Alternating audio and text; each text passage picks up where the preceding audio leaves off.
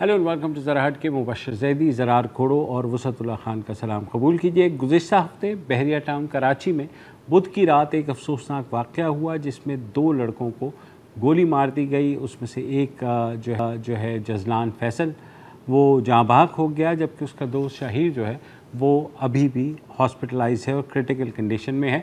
वाक़या कुछ यूँ बताया जाता है कि वो जब वहाँ जा रहे थे तो कोई वहाँ पे लड़का मोटरसाइकिल पर वन व्हीलिंग कर रहा था, जिसको उन्होंने रोका और उस पे तल्ख़ कलामी हुई। उसने अपने भाइयों को बुलाया और वहाँ फायरिंग कर दी और जिससे जो जज़लान फैसल है वो जाँ बहक हो गया। ये मामला गुज़िश्ता 2-3 रोज़ से सोशल मीडिया पे बहुत ज़्यादा इस पर बात भी हो रही है। कल कराची में जो दोस्त हैं जज़लान के और रिश्तेदार, उन्होंने मुज़ाहरा भी किया, मगर हमारे जो कॉलीग हैं उन्होंने जज़लान के जो दादा हैं साबिर अली साहब, उनसे जाकर के पूछा कि हुआ क्या था। तो पहलवानी वाक़या सुनिए।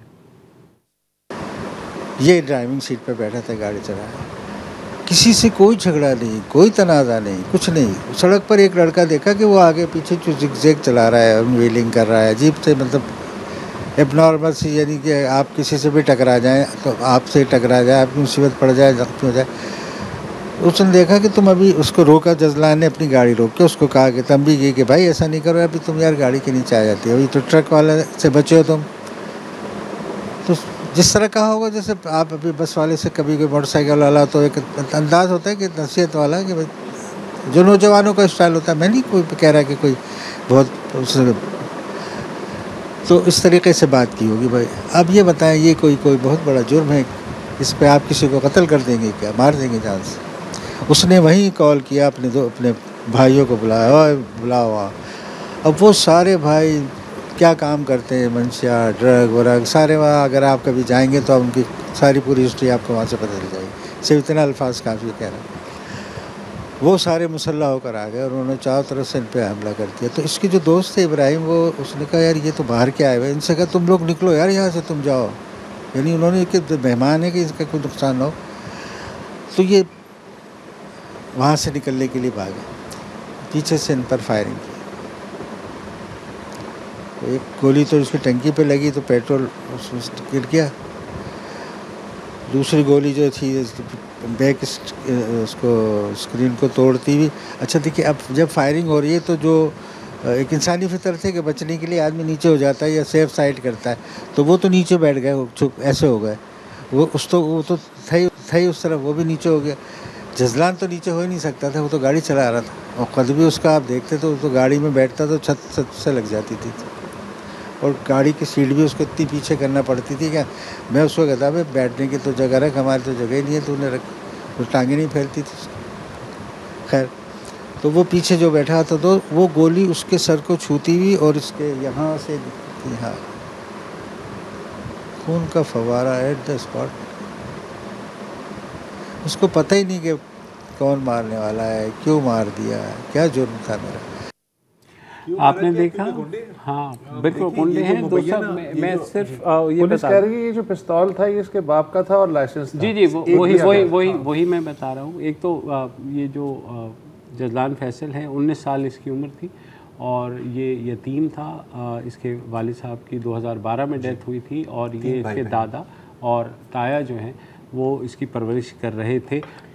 ICM में कर रहा था ये, और वहीं पे अपने दोस्तों के साथ जो है ये खाना खाने के लिए और पढ़ाई करने के लिए बहरिया टाउन गया था। जो ये वाक़या हुआ उसके बाद पुलिस ने अभी तक एक जो लड़का बाइक चला रहा था, हसनैन, जिसकी उम्र 17 साल है, उसको और उसके वालिद साहब को गिरफ़्तार कर लिया है, जिनका पिस्तौल था। और इसी के 2 भाई जो है वो अभी तक मफरूर हैं, और जो एक दोस्त है अंशाल वसीम, जो एक रिटायर्ड मेजर हैं, वसीम, उनका बेटा है, वो भी मफरूर है। पुलिस छापे मार रही है। अब से कुछ देर पहले जो DIG से मेरी बात हुई, उनका ये कहना था, मुक़द्दस हैदर साहब का, कि उन्हें इत्तलात ये मिल रही हैं कि अंशाल वसीम जो है वो अपने आप को सरेंडर कर रहा है। होपफुली लेट नाइट वो जो है पुलिस को सरेंडर कर देगा। बाकी जो 2 भाई हैं वो अभी तक मफरूर हैं। ये फैमिली जो है ये तकरीबन 13 बहन भाई हैं ये, जो किलर्स हैं, तो उसने जो मुबैना कातिल जो हैं, तो वो 3 भाई उसके अंदर इन्वॉल्व थे। जब ये जो मुबैना कातिल है और अभी जो ये आप फुटेज देख रहे थे जसलान के दादा जान साहब की, उसमें ये भी वो कहते हैं, वो से पूछा गया कि वो आपके लिए क्या थे, वो कह रहे थे कि जैसे बुढ़ापे में एक छड़ी नहीं होती आपके पास, एक सहारा होता है, मेरे लिए वो था। और एक बिला वजह फजूल सी बात के ऊपर आपने गोली चलाई। अच्छा, अब ये जो मुबैना कातिल है, मुबैना का लफ्ज़ हमें इस्तेमाल करना पड़ता है। अभी जो इनकी फुटेज चल रही थी तो आप देख रहे थे तस्वीर, एक बंदूक के साथ पोज कर रहा है, चूहे जैसी शक्लें हैं, बिल्कुल चूज़े, लेकिन सेमी ऑटोमेटिक्स और मतलब प्रॉपर पिस्टल्स, गन्स वन्स हैं। कहाँ से आते हैं यार? आई मीन ये जो बंदूक है ये तो इनके वालिद साहब की थी, ठीक है, बड़े फ़ख्र से अपनी सारी सोशल मीडिया पर पोज कर रहे हैं। इनके टिकटॉक्स आपको मिलेंगे, और ये अब टिकटॉक पर कोई नई बात नहीं है, ये एक ट्रेंड है कि बाकायदा आप फायरिंग कर रहे हैं, आप असला दिखा रहे हैं, मतलब एक तरह से आप टेरराइज करते हो लोगों को इस तरह। और इनकी मर्दानगी इनकी बंदूकों के साथ लिंक्ड है, इनकी गैरत इनकी बंदूकों के साथ लिंक्ड है, और क्लियरली आपको पता लगता है कि घर का क्या माहौल होगा और किस किस्म की परवरिश की गई है। बिकॉज आई एम सॉरी, ऐसा हो नहीं सकता कि आपके बच्चे ऐसा कर रहे हैं, आप अपनी पूरे सोशल मीडिया पर हैं और तू ये नहीं कह रहा यार शाबाश बेटा, बॉयज़ विल बी बॉयज़। आप जैसे हैं ना वैसे ही वो निकलते हैं। असल में बिल्कुल इतने ये रिच फैमिली है, हाइड्रेंट्स हैं इनके, टैंकर्स हैं इनके, तो और जो बिजनेसेस हैं वो बहुत ज़्यादा हैं। इसीलिए जो पहला काम इन्होंने किया, इन्होंने पूरे थाने को कहा कि 10-10 लाख रुपए फ़ी अहलकार लें और केस ख़त्म कर बताया। ये इनकी फैमिली दावा करे, उनको हम लेकर के अभी वो कर रहे हैं कि इन्होंने वो किया, लेकिन पुलिस ने रिफ्यूज़ किया। उसकी वजह ये थी कि मीडिया ने उस चीज़ को बहुत हाईलाइट प्रेशर है। और ये जो है मैं चाहता हूँ कि इनकी जो दादी हैं उनकी भी ज़रा बात सुन लीजिए, उनसे भी हमने बात की। तो दुनिया में नहीं रहा, उसको क्या इंसाफ मिलेगा, लेकिन आइंदा ऐसे नौजवान सड़कों पे ना मारे जाएं। इस तरह के लोग जो कि ऐसी हरकतें कर करके अपने अपने इलाकों में जाके छुप जाते हैं, पुलिस जो है उनको ढूंढती फिर रही है और मिल नहीं रहा। हमसे पुलिस ने बहुत कोऑपरेट किया है। अब ये चीज़ जो है ये हमारी समझ से बाहर है, तो अल्लाह ताला से हम दुआ करते हैं और अपने तमाम हुक्काम बाला से, जिसमें फ़ौज, जिसमें इंतज़ामिया, जिसमें मुकन्नना, जिसमें अदलिया, सब शामिल हैं। मैं उन सब से गुजारिश करती हूँ कि बराए मेहरबानी इस मसले को अपना मसला समझ के कोई अच्छा सा फ़ैसला किया जाए, सो मोटो एक्शन लिया जाए, तो ये चीज़ जो है ताकि आइंदा ना होने पाए, ये चीज़ यहाँ पर ही ख़त्म कर दी जाए। जब भी ऐसा वाक़या होता है तो आपने देखा है कि हमेशा जो विक्टिम की फैमिली होती है वो एक दरख्वास्त ज़रूर करती है कि आइंदा कम से कम ऐसा वाक़या ना हो पाए। मगर चाहे वो शाहरुख जतोई का केस हो, वो नाजिम जोखियों का केस हो, वो कोई भी ऐसे केसेस हो, पावरफुल जो है अल्टीमेटली प्रिवेल कर जाता है।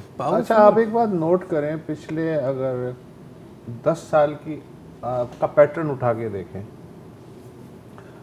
जो टीनेजर कातिल हैं इस तरह की वारदातों में, वो सारे के सारे अमीर बैकग्राउंड के लोग हैं, और उनमें से 90% जो हैं वो आराम से छूट जाते हैं, या नहीं भी छूटते तो एक VIP ट्रीटमेंट के साथ ज़िंदगी गुजारते हैं। पैटर्न चला आ रहा है, इम्प्यूनिटी है ना हमारे माशरे में, जाहिर सी बात है। मतलब शाहरुख जतोई से लेके नाजिम के केस तक देख लें आप, और अब ये नया केस, इतना पैसा चल जाता है कि सारा सिस्टम जो है लेकिन बिल्कुल लाइन में खड़ा हो जाता है कि सर अल्लाह करे कि ये अल्लाह के नाम पे माफ़ ना हो, जैसा कि यहाँ तरीका हो गया। देखिए सर, 20 साल बाद तो अल्लाह के नाम पर आपको माफ़ कर दी देना होता है ना, और शायद उससे अक्सर उससे कम भी होता है। अगेन देखें, ये जो है ना कि हमें कोई हाथ नहीं लगा सकता, ये आप कहीं से सीखते हो, आप पैदा ऐसे नहीं हो सकते नहीं। और बंदा कहाँ से ही सीखता है? देखो सही है, कुछ लोग होते हैं जिनके बड़े अच्छे घराने होते हैं, लेकिन फिर वो गुमराह हो जाते हैं, शायद दोस्त सही नहीं मिलते या माहौल अच्छा नहीं मिलता, या कम से कम वहाँ से लेकिन आपको कुछ डांटा जाता है या कुछ बताया जाता है। लेकिन अगर, और ये मैं अज्यूम कर रहा हूँ कि इनके घर के हालात ऐसे ही, अगर आप यही देख रहे हैं कि जो भी मसला होता है, चाहे वो कानूनी हो गैर कानूनी हो, उसको पैसे देकर पैसे हल किया जा सकता है। और होता ये है ना कि इंसान कम से कम तन्हाई में सोचता है, यार मेरी औलाद ने क्या किया, थोड़ा सा गिल्ट महसूस करे। लेकिन यहाँ जो कुछ हुआ मर्डर के बाद से पहले मिनट से उसमें कोई गिल्ट नहीं है। मतलब उनकी सारी तवज्जो थी कि उनके तारीख पैदाइश को कंफ्यूज कर दिया जाए। बिल्कुल तो वो माइनर वो अभी हम बात करेंगे क्योंकि इनके अगर इमरान साहब का जूम कनेक्ट नहीं हो रहा तो मेहरबानी उनको फोन पर ही ले लें। उनके ताया आज अदालत में भी गए, उस पर भी बात करेंगे। अच्छा, बहरिया गेटेड कम्युनिटी है, उनकी अपनी सिक्योरिटी भी मौजूद है, तो जिम्मेदारी कम से कम उन पे, जब रात को अगर ये 10:30-11 बजे का 11:30 बजे का वाक़या है, उसके बाद वहाँ से कातिल कैसे जो है भाग गए। नहीं, और दूसरी बात ये कि ये जो गिरोह है, ये मोटरसाइकिलिस्ट का ये बाकायदा वहाँ ट्रेलिंग करते हैं। कोई ये नई बात तो नहीं, पहला दिन नहीं था, हो ही नहीं सकता, आखिरी दिन नहीं था। तो इसका मतलब है कि सिक्योरिटी भी आदी थी कि यार इनको न छेड़ो। ये बड़े बैकग्राउंड से हैं। जी, हमारे साथ मौजूद हैं इमरान असलम साहब, जो कि ताया हैं जजलान फैसल के। इमरान साहब, मैं ये जानना चाहता हूँ कि आज पुलिस ने जो फ़िलहाल वाहिद मुलजिम जो है हसनैन, उसको अदालत में पेश किया, उसका रिमांड लिया। तो हम ये बात कर रहे थे कि जब जिसने खून किया होता है, अगर वो इन्फ्लुएंशियल बैकग्राउंड से हो तो वो पहले स्टेप से ही कोशिश करता है इन्फ्लुएंस करने की, फैक्ट्स चेंज करने की कोशिश करता है, जैसे उसकी तारीख पैदाइश। आज आप अदालत में मौजूद थे, थोड़ा वहाँ तफसील बताइए क्या हुआ।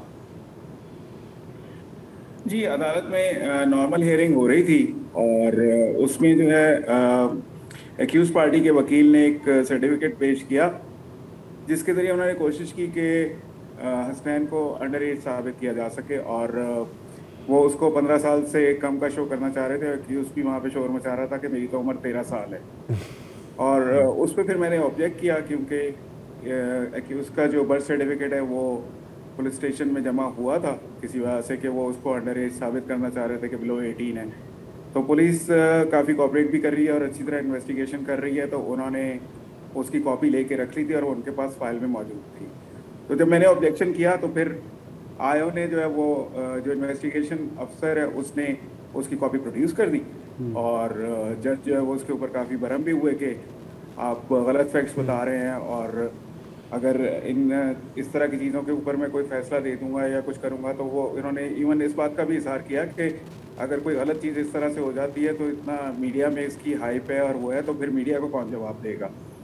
और इस तरह से उन्होंने उनकी जो रिक्वेस्ट थी कि उसको अंडर एज डिक्लेयर करके और जेल कस्टडी कर दिया जाए ताकि वो वहाँ से फिर ज़मानत करा सकें, वो दरख्वास्त मुस्तरद कर दी और 2 तारीख तक का रिमांड दे दिया।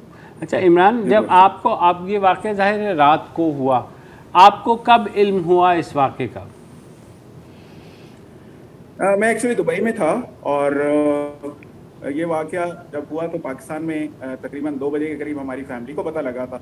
तो उस वक्त से वो मुझसे रब्ता करने की कोशिश कर रहे थे, लेकिन अनफॉर्चुनेटली मेरा फ़ोन साइलेंट था और मुझे सुबह पता लगा और उसके बाद फिर मैंने 12 बजे की फ़्लाइट पाकिस्तान के लिए ले ली थी और तकरीबन 3-3:30 बजे में पहुंच गया था। मगरिब के वक्त फिर हमने जजलान का फ्यूनरल रखा हुआ था या जनाजा किया था।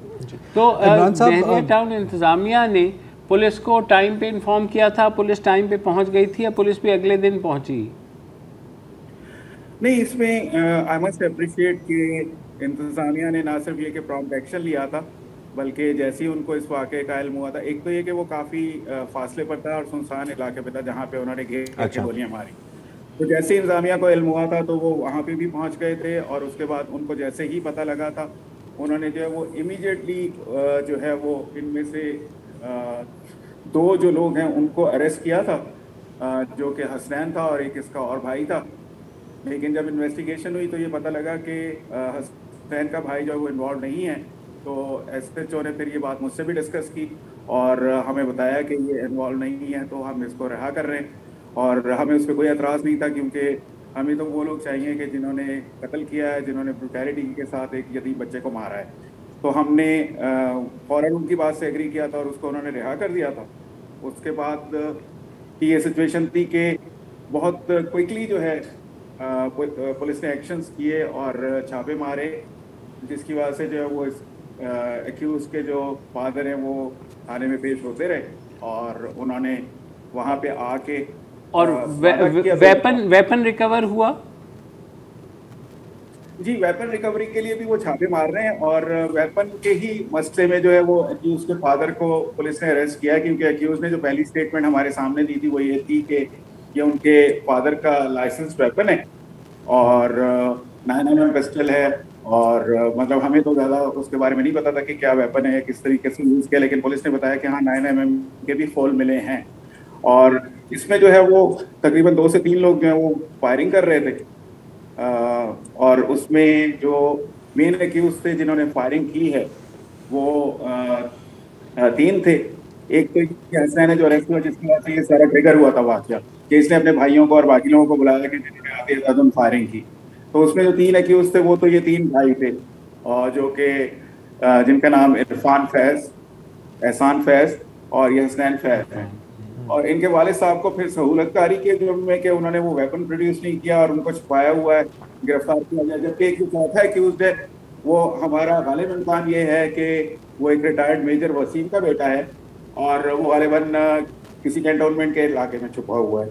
तो वो हम रिक्वेस्ट करते रहे और उसके बाद फिर हमें मिलिट्री अथॉरिटीज़ ने भी परमिशन दी, तो पुलिस ने जो है वहाँ पे जाके भी मेजर वसीम के घर पे छापा मारा था, लेकिन अनफॉर्चुनेटली वो हम लेट हो गए तो वो वहाँ से निकल चुका था। इमरान साहब, हम ज़ाहिर हम सोच भी नहीं सकते कि इस वक्त आप पर और आपकी फैमिली पर क्या गुजर रही होगी। आप हमें बता सकते हैं, हमारी सारी दुआएं आपके साथ ही हैं। जब आपके भाई जजलान साहब के वालिद साहब फौत हुए थे, उसके बाद परवरिश इनकी दादा जान आपने और बाकी चचों ने ही की थी?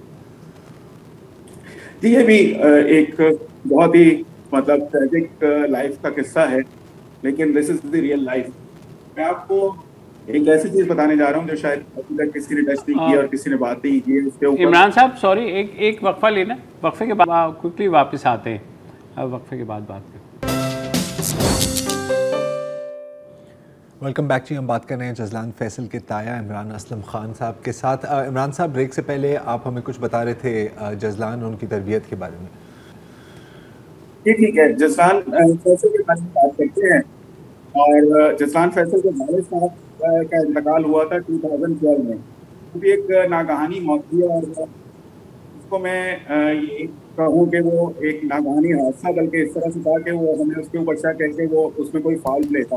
बट मैं उनके बारे में वैसे आपको ये बताना चाहूँगा कि वो एक स्पेशली एबल्ड पर्सन थे और बहुत हिम्मत और बहुत गैरत वाले थे। वो नाबीना थे और उसके बावजूद जो है वो ना किसी से वो मदद लेना पसंद करते थे।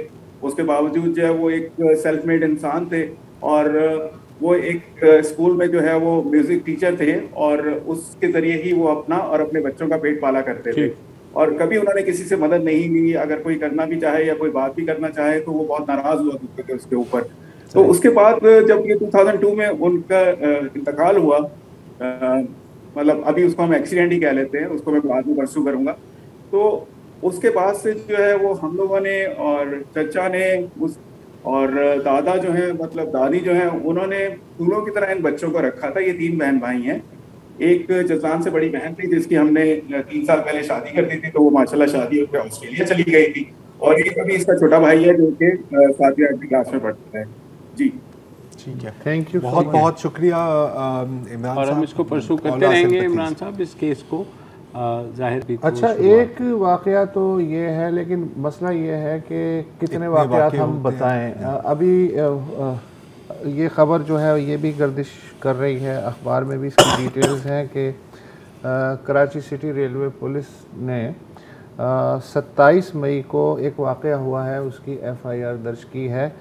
कराची से मुल्तान जाने वाली जो ट्रेन थी बहाउद्दीन ज़िक्रिया एक्सप्रेस, जो कि प्राइवेट कंपनी चला रही है, उसमें रेलवे के अमले के 3 अरकान ने एक मुसाफिर खातून को इज्तिमाई रेप का निशाना बनाया। इनमें से 2 गिरफ़्तार हुए हैं, एक की तलाश जारी है।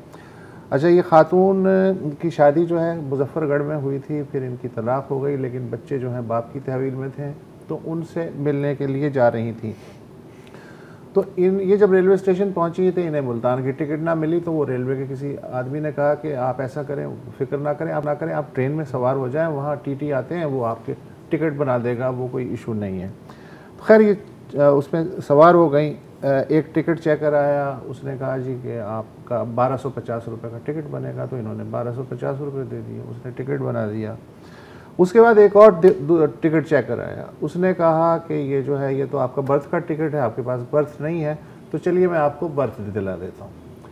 तो वो उन्हें लेके गया एसी बोगी में, तो वहाँ इन टिकट चेकर्स के इंचार्ज साहब मौजूद थे। तो उन्होंने कहा ठीक है, खातून को आप एसी का वो दे दें, कूपे दे दें। तो वो खातून वहाँ बैठ गई, तो बाहर से इन्होंने दरवाज़ा लॉक कर दिया और ये परेशान हो गई। और उसके बाद तीनों जो हैं वो तरतीबवार आए और फिर जो हुआ वो हुआ। और उसके बाद ये हुआ कि पुलिस ने एफआईआर दर्ज की, तिब्बी मायना भी हो गया खातून का। जो इब्तदाई रिपोर्ट है वो पॉजिटिव है कि हाँ इनके साथ रेप हुआ है। तो अब देखते हैं, डीएनए के नमूने भी हासिल कर लिए गए हैं। तो कहने का मकसद ये है कि ये ऐसा नहीं है कि ख़ानदान या शहरी या आम लोग पागल हो गए हैं। ये अब जो सूरत हाल है इसमें मतलब सरकारी एहलकार हों या दूसरे हों, जिसको जहां मौका मिल रहा है, तो ये डी जनरेशन की इंतहाई कैफियत तो नहीं है। जब आपके माशरे को कैंसर हो तो फिर ऐसे ही होता है। देखें, आज की ही बात है कि कुछ बहुत ही मशहूर और मारूफ सहाफ़ी नहीं कहूँगा मैं, एंकर्स, व्लॉगर्स रेप के बारे में जोक्स कर रहे थे और सब हंस रहे हैं, और नीचे भी बहुत लोगों ने मजम्मत भी की, लेकिन लोगों ने कहा हाँ बड़ा सही किया। तो जब आपके ऊपर से ऐसा ही एक नैरेटिव आएगा तो फिर आपका क्या ख्याल है, क्या होना है? यही होगा ना। एक वक्फा लेते हैं जी, वक्फे के बाद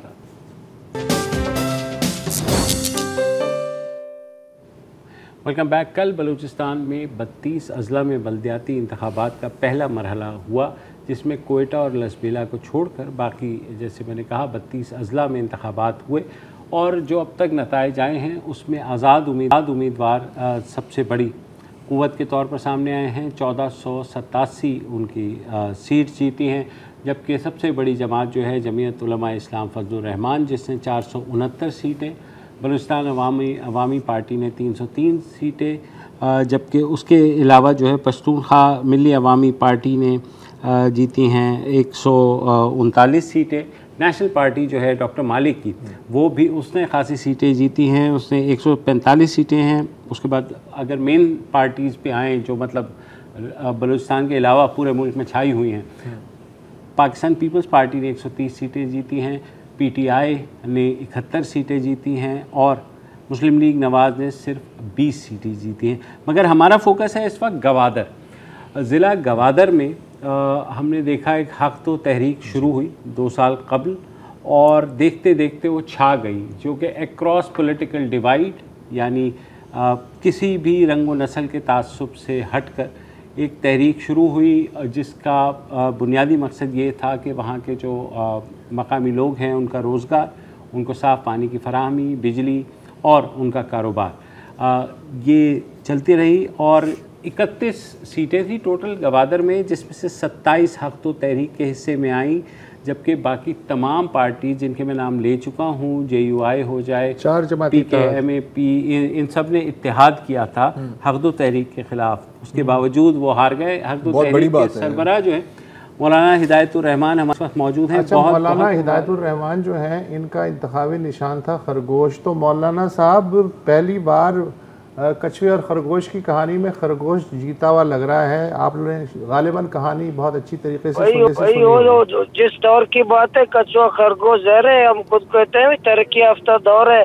पुराने दौरों की मिसालें छोड़े, नए मिसाल कायम करें। क्या ज़बरदस्त, बहुत अच्छा। तो मौलाना साहब, ये जो माई जैनी भी जीती हैं, जिनके बारे में ज़ाहिर है हमने पढ़ा कि उन्होंने अपनी उम्र रसीदी के बावजूद जो है, जब हक़ दो तहरीक चल रही थी तो तमाम खाने का इंतज़ाम उन्होंने संभाला हुआ था और पायनियर थी।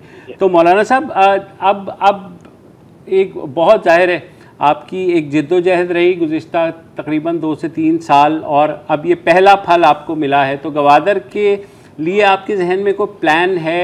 क्योंकि बल्दियाती इंतखाबात, जब बल्दियाती आपके उम्मीदवार होंगे तो जाहिर है अब वो वादे जो जिनके लिए आप जो है सूबाई हुकूमतों से सवाल करते थे, अब आपके हाथ में पावर आएगी। बिल्कुल, ये बहुत शुक्रिया आपका, मुझे मौका दिया। मैं देखिए बलूचिस्तान का, पाकिस्तान का भी, खुसूसन बलूचिस्तान का बहुत बड़ा मसला तो एक करप्शन भी है सबसे बड़ा। 70% यहाँ हमारे बजट पर करप्शन होती है। इसलिए अगर हम पहले तो तयशुदा है कि करप्शन हम नहीं करें, वसाइल पब्लिक पे खर्च करें, बिल्कुल प्लानिंग के साथ, बिल्कुल प्रोजेक्ट के साथ, एक विजन के साथ कि लोगों को मायारी जिंदगी बेहतर हो। ग्वादर पोर्ट सिटी के रहने वाले हैं, Gwadar port city port China के हवाले। चाइना 1 अरब इंसानों को संभाल सकता है, वहाँ की बुनियादी सहूलियात फराम कर सकता है। तो 3 लाख, डिस्ट्रिक्ट ग्वादर की पूरी 3 लाख है, ग्वादर शहर की 1 लाख है, तो 1 लाख लोग क्यों नहीं संभाल सकता। लेकिन ये कि एक ऐसे नुमाइंदे हों जिसके पास विजन हो, कोई प्लानिंग हो, उनके सामने पेश करे, बताए कि भाई ग्वादर पोर्ट और इंटरनेशनल एयरपोर्ट जितने आप बड़े बड़े प्रोजेक्ट बना रहे हैं, इनसे तो मेरा बुखार का इलाज तो नहीं होता, मेरी भूख तो खत्म नहीं होती, मेरे प्यास तो खत्म नहीं होता, मुझे इज्जत तो नहीं मिलेगी। इसलिए जब इनसे हम बात करेंगे इंशाल्लाह, मुझे यकीन है हमारे मसाइल बहुत छोटे हैं, वसाइल बहुत ज्यादा हैं, वसाइल की कमी कुछ नहीं है, सिर्फ एक ईमानदार क़यादत की जरूरत। वो आज ग्वादर के लोगों ने हमें फराम किया है। लोकल गवर्नमेंट के इलेक्शन में हमें इंशाल्लाह चंद दिनों में, चंद सालों में देखेंगे, हम ये अपने अमल से, खिदमत से साबित करेंगे कि इंशाल्लाह कौम को हम कुछ दिखा देंगे इंशाल्लाह। अच्छा मौलाना साहब, एक सवाल, आपके पास कितने वसाइल होंगे? मतलब बल्दियाती ढांचा तो आपके हाथ में आ जाएगा, कम से कम ग्वादर का पावर कितनी है लोकल असेंबली के? ये बहुत बड़ा मसला है। ये हमारे मुंतखब नुमाइंदे सूबाई हुकूमत तो इख्तियार देते ही नहीं है, ना माली इख्तियारात ना इंतजामी इख्तियारात, बिल्कुल लूड़े लंगड़े निज़ाम है। लेकिन ये उस नुमाइंदे पर डिपेंड करता है। जब हम कुछ भी नहीं थे, ना काउंसलर थे, ना MPA थे, ना MNA थे, ना बहुत कुछ बनवा लिया है। जब इंशाल्लाह जब आवाम के ओर से काउंसलर बनेंगे, हुकूमत इख्तियार दे या न दे, हमसे छीन के लेंगे। पुरानी मिसालें और बिल्कुल पुरानी कहावतें इनको पसंद नहीं है, लेकिन माओ सी सुम ने कहा था ना कि 1000 मील का सफर एक कदम से। और जो वो अभी भी सच है। जिस तरह से इन्होंने साबित किया है, मैं कहता हूँ इसके लिए तमाम जमातों के लिए नहीं है कि अगर आप लोगों के मसाइल के लिए आवाज़ उठाएंगे, लोकल, और लेकिन लोकल एक बहुत बड़ा खतरा all politics is local, all politics is local, लेकिन एक और बड़ा खतरा भी है, और वही है जो ये मैंने सवाल पूछा था ना कि आपके पास मसाइल कितने हैं। देखिए, बहुत उम्मीदों के साथ जब आते हैं ना, तो फिर लोग एक्सपेक्ट करते हैं कि आप डिलीवर करें, और आप लेकिन जवाब उन्होंने सही दिया। जी, जवाब उन्होंने हमें तो सही दिया, लेकिन मैं ये सिर्फ ये कह रहा हूँ ना कि मुहिम तेजी से मतलब शुरू हुई, और ये इनको पहला सियासी फल मिला है, मैं मानता हूँ। नेक्स्ट स्टेप इज हार्डर, मैं सिर्फ इतना कह रहा हूँ। आप मतलब जो चैलेंजेस हैं वो अभी बात करेंगे रफ़ीउल्लाह काकड़ साहब से भी कि ये जो ओवरऑल इंतखाबात हुए, देखिए मेरे लिहाज से अब तो एक खुशाइंद ये है कि बलूचिस्तान में कम से कम एक बुनियाद डली है, जो हमने देखा कि ऐसी जमातें अमूमन वफाक ही बना रहा होता था, चाहे वो इस्टेब्लिशमेंट के ताउन से हो या जो भी हो, वफाक ही। ये एक बड़ा इंटरेस्टिंग पॉइंट है, क्योंकि आपको पता है ना कि पिछले तकरीबन साल से ये आवाज़ें सुन रहे हैं कि जी इस बार ना हमने नहीं करना है। अच्छा, नताइज से अंदाज़ा होता है कि बलूचिस्तान में भी न्यूट्रल काम हुआ है थोड़ा बहुत। ये इससे ज़्यादा अच्छी बात ये वो साहब के तुर्बत के जैसे इलाकों में 61% टर्नआउट था, जिसमें ख़वातीन बड़ी तादाद में निकली हैं। सुबह से लाइन थी, गर्मी किस कदर शदीद है, पानी का मसला वहाँ चल रहा है, उसके बावजूद आप टर्नआउट देखें कि पाकिस्तान में आज तक शायद 50 से ऊपर नहीं गया होगा टर्नआउट, लोकल में शायद गया हो, लेकिन 61% टर्नआउट। अच्छा, और ये जो है ना, ये हज़ारों नहीं बल्कि लाखों मील का सफ़र है। हाँ, लेकिन कम से कम एक कदम तो लिया गया है। बिल्कुल सही से। अस्सलाम वालेकुम, अगर आपको हमारे शो पसंद आया है तो प्लीज़ हमारे YouTube चैनल को सब्सक्राइब करें, और अगर मुनासिब समझे तो इस वीडियो को लाइक भी कर लें, तो कोई हर्ज नहीं है, और शेयर भी कर लें और कमेंट भी कर दें जी, वरना वो सब ऐसे ही लिखते रहेंगे। और ये जो दोनों कह रहे हैं ये कर लें जी प्लीज़, नहीं तो हमें भी घर जाना है, मैं आपके कंप्यूटर में नहीं रहना 24 घंटे। सही बात।